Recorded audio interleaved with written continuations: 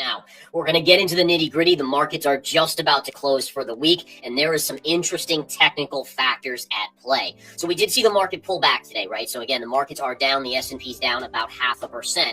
But more importantly, remember, about a week ago, we broke an upsloping wedge, and that was a bearish sign. It was also in the zone of the cycle. So I gave you guys this cycle that occurred basically late last week into mid this week and said, guys, be aware, this is where the markets could start turning direction. And sure enough, we have seen that. Now, it hasn't been a big sell-off yet, but remember, things don't just go straight up and then straight down. There's usually a pivot point where you start to have buyers buying still, but less buyers and more sellers. And it's a slow kind of change of direction that then gains momentum. And that's what we're looking at here today. All right, into the charts we go. SPY is down about 0.46%. But the most important thing to me is this. So here's your wedge pattern, and here was our breakdown, which occurred last Friday, our first close below 1 week ago today. We then had a retrace on Monday where we went to the bottom side of that wedge, what we call in this business a retrace to the scene of the crime.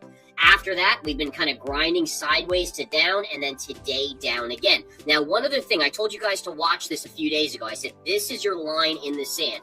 This former pivot, right? So if we take a little arrow, I want to show you this. If you go up here, this was the last time we had a significant up with a pullback. Since then, there was really no pullbacks until here. So what does that mean for me as a technical trader? It means that this high now becomes significant, and if we draw a trend line through this, you can see the low of this day kissed it. Today, we are borderline potentially going to close below it, and that is another what I would call a crack in the glass. I wouldn't say the glass has shattered yet in this market. It is just cracking. And that's the difference maker right here. So let's watch to see in the last couple minutes of trading today where we see the S&P close. Does it close below or on or just above? And again, it is options expiration today. So in the last minute or two, there could be some funky things that go on. And I've seen some really wacky things with options expiration. The NASDAQ.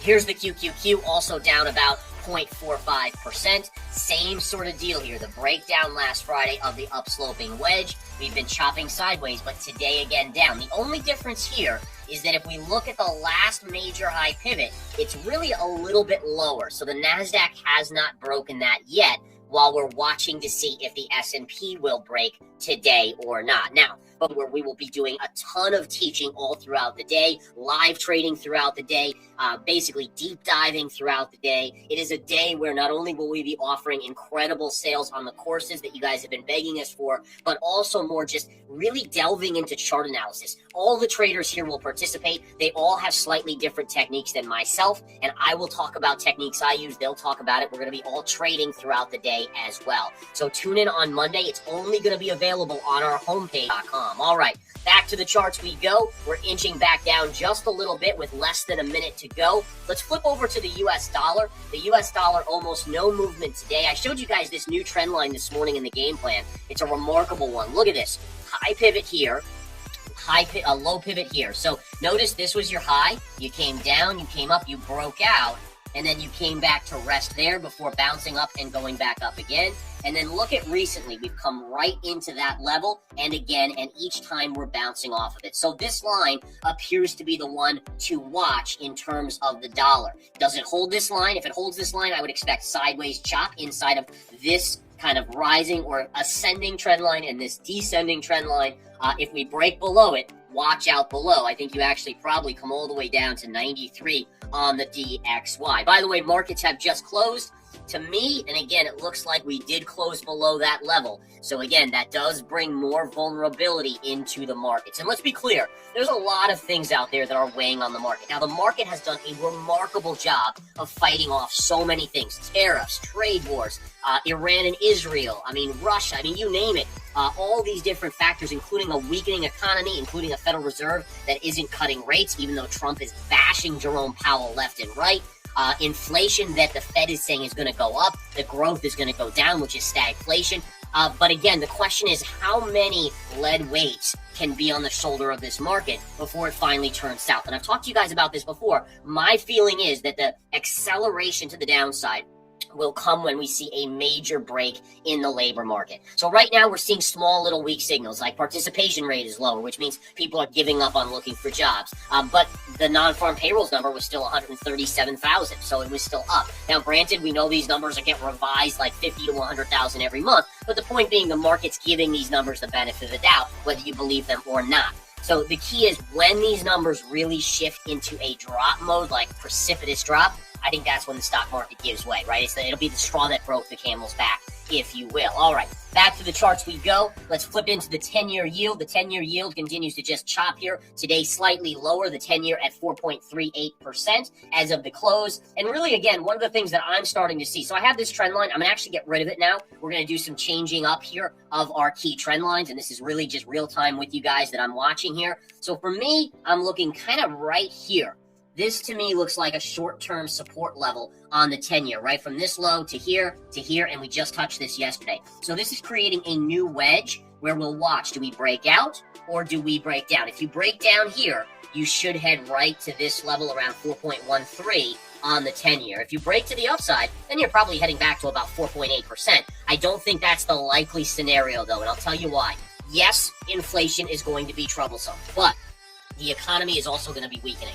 And it's very unlikely, like under no circumstance do I see the Fed raising interest rates. Now listen, if the US really pushes other countries away like we did on Liberation Day with these pretty high tariffs, will they stop buying our debt, which naturally then would force interest rates up? Yes, there's that possibility, but what do we know about Trump? Trump has shown that when the yields start to spike, he backs off on tariffs, and I would assume he would do the same. And remember, these are borrowing costs for the U.S. We have to refinance something like $7 trillion this year. So, I mean, lower rates really would be good, so it's unlikely he will do anything to push the 10-year yield, the long end of the bond yields up. Okay, so again, in general, I would favor lower rates, but the thing is, with so much debt rolling over, it's everyone is hoping like, oh man, could we get interest rates back to like 2%? Not going to happen. Not going to happen. All right, absolutely not going to happen. And that's going to be problematic. You have a lot of debt that's rolling over that was priced at interest rates at like 1-2% or even less. It's now going to be at like 5%, 6%, in that range. And the amount of interest on this debt is going to be astronomical to what we have been paying for the last 5, 10, 15 years. So it's a big change here, folks. And we just hit $37 trillion in the U.S. debt. So again, things like that definitely need to be paid attention to. All right, let's go to a few charts today. Coinbase, I gave this level this morning. I said this will be your first key resistance level. It was right here at 111.50. We basically came up and kissed it. If you look at the intraday, you can see right there at the open we kissed it, and then we had this beautiful pullback. I said this was a day trading level. It was a good one, albeit it missed my level by a few pennies. But either way, you can see how this trend line here kept Coinbase under wraps. Circle just continues to rally higher. Really remarkable, guys, I have to say. This stock, again, it's a short-term IPO here, meaning that it's just been out for 2, 4, 6, 8, 10, 11 days. So basically under 3 weeks, this has been public.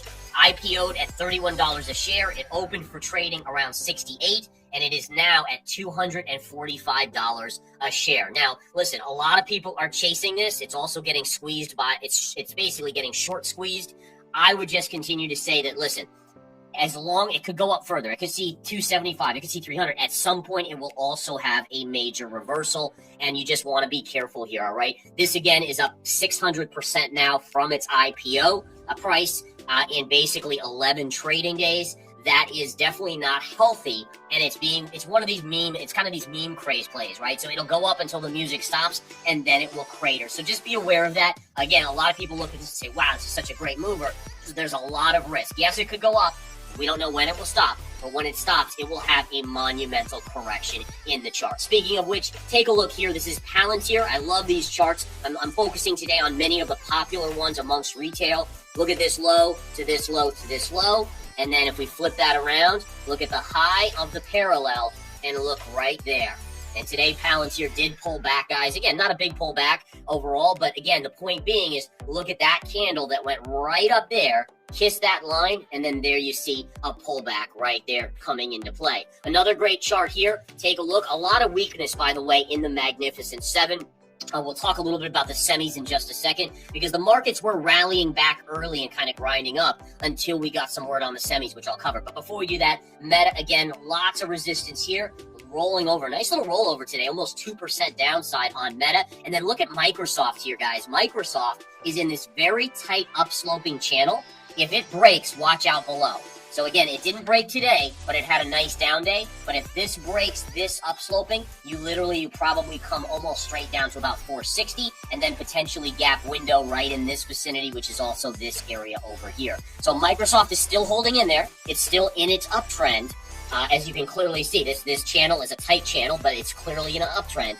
Watch for the break here. That would signal further downside. All right, now let's flip over to the semis today. The SMH having a nice down day, only about 1%. But was down today. The key today was when we heard that there are going to be more restrictions on foreign companies getting these chips. And again, a few weeks ago, it was like, oh, well, maybe the restrictions will go away. Now it seems like more restrictions could be on the horizon. So we did see big reversals out there in names like NVIDIA. After being up early on the day, NVIDIA did turn around. Wasn't down a huge amount, but look at names like AMD. AMD was up trading around 133. It closed at 128, and this is a technical topping tail, which is a bearish reversal signal. So just keep an eye on that, folks. A bearish reversal signal there on AMD today.